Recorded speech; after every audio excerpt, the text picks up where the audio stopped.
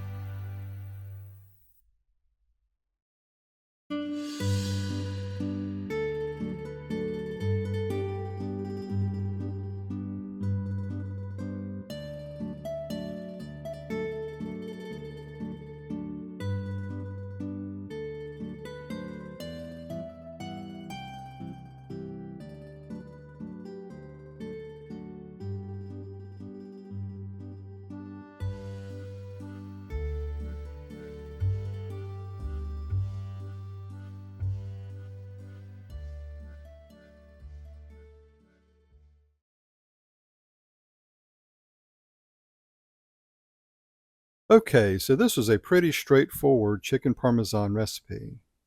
For the marinara, I used our favorite inexpensive jarred pasta sauce, which is Newman's own Sockarooni. The flour and panko breadcrumbs that I used were gluten-free, and I added some spaghetti on the side for serving. The cook time and temperature were spot on for my air fryer, which is a Ninja Max XL. At the end, I only needed 2 minutes for the cheese to lightly brown on the edge and become bubbly. For the taste test, first I wanted to try the chicken itself without any of the cheese to get a sense of the flavor. When I cut into it, it was nice and crispy from the panko crumbs. And when I took a bite, it was very good and surprisingly juicy. I've had chicken parm in the past that was super dry, but this wasn't. The seasoning was delicious and had the perfect proportions of garlic powder, Italian seasoning, and Parmesan cheese. None of them overpowered the others. I had a bite of the spaghetti next, and then realized there's no graceful way to eat spaghetti without being a little messy, but hey, this is the real deal, right? Next, I took a bite with the marinara and cheese. It was heavenly. The basil on top of the cheese does make a difference, so be sure to include it. The recipe called for fresh basil, but I used dried because that's all I had on hand and it worked out okay. One thing to note, when adding the slices of mozzarella, be sure to press them down slightly onto the sauce because they may try to fold up on the edges from the air fryer fan blowing around. I love this recipe because it's a pretty quick way to make chicken parmesan versus the traditional oven method. Everything about it worked out well. Overall, I give it 5 stars and highly recommend giving it a try. If you enjoyed this video, be sure to give it a thumbs up, leave me something down in the comments below, and subscribe if you haven't already. And as always, thanks for watching.